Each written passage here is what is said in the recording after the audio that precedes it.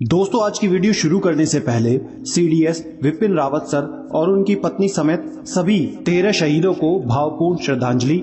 देश आप सभी को हमेशा याद रखेगा। अपनी जिद को बड़ा करो, सफलता के नए रास्ते मिल जाएंगे। अगर नहीं मिले ना तो तुम खुद अपने दम पर बना लोगे।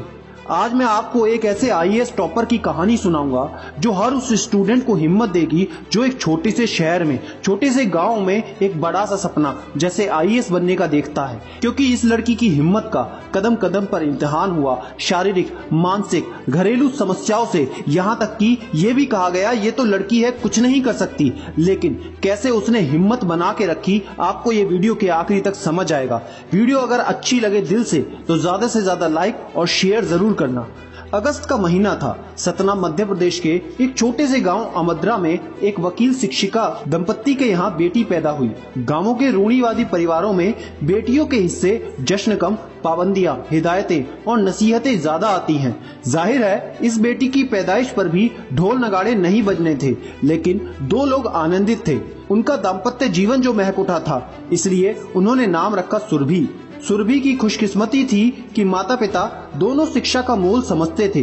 परिवार के अन्य बच्चों की तरह गांव के सरकारी स्कूल में सुरभि का भी दाखिला हुआ। वो हिंदी माध्यम स्कूल था। शुरू से ही सुरभि कमाल करती रही, मगर परिवार के ज्यादातर सदस्यों के लिए ये कोई खास बात नहीं थी, क्योंकि वो एक लड़की थी। मध्य प्रदेश बोर्ड के स्कूलों में 5वीं में भी बोर्ड परीक्षा होती है। परिणाम आने पर टीचर ने सुरभि को बुलाया और पीठ थपथपाते हुए कहा, आपको गणित में 100% अंक मिले हैं। मैंने बोर्ड परीक्षा में आज तक किसी को 100 में से 100 पाते नहीं देखा। शाबाश, आगे आप बहुत अच्छा करोगी। ये जादुई शब्द थे जो सुरभि के दिमाग में अंकित हो गए। शिक्षिका ने अपना मूल धर्म निभा दिया था। इसके बाद सुरभि पढ़ाई के प्रति और ज्यादा गंभीर हो गई।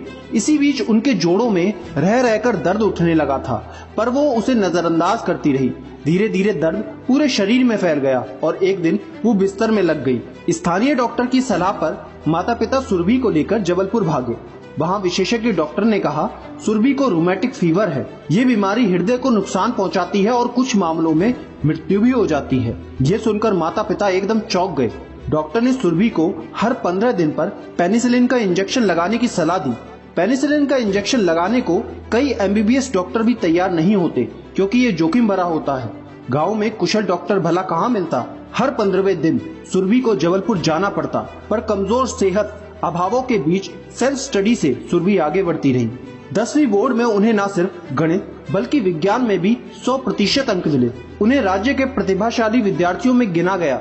अखबारों में उनके इंटरव्यू छपे। एक पत्रकार ने जब उनसे पूछा कि आगे क्या करियर चुनेंगी, तो सुरभि को समझ ही नहीं आया कि क्या जवाब दे, क्योंकि इसके बारे में उन्होंने कभी सोचा ही नहीं था।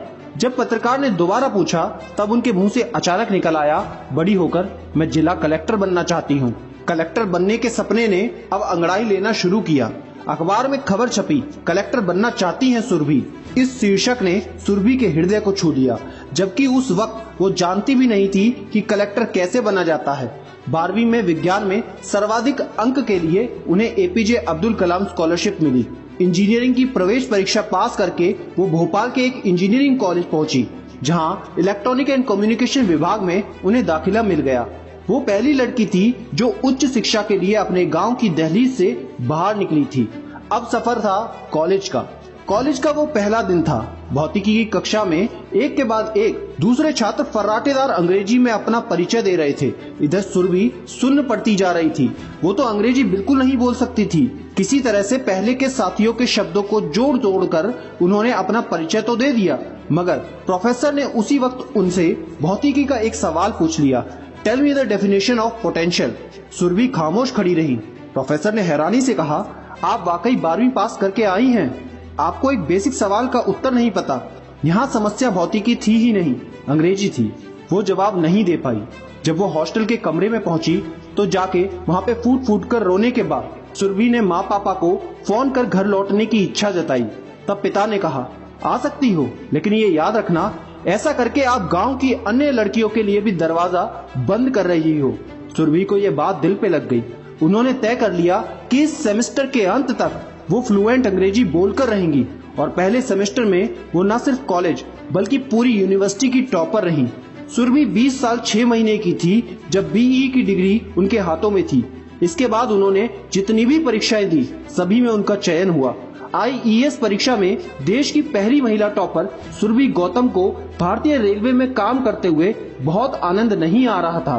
तब मां ने अखबार में छपे उस शीर्षक का स्मरण कराया जिसमें लिखा था सुरभि जिला कलेक्टर बनना चाहती हैं। सुरभि का सपना आईएएस अफसर बनने का था।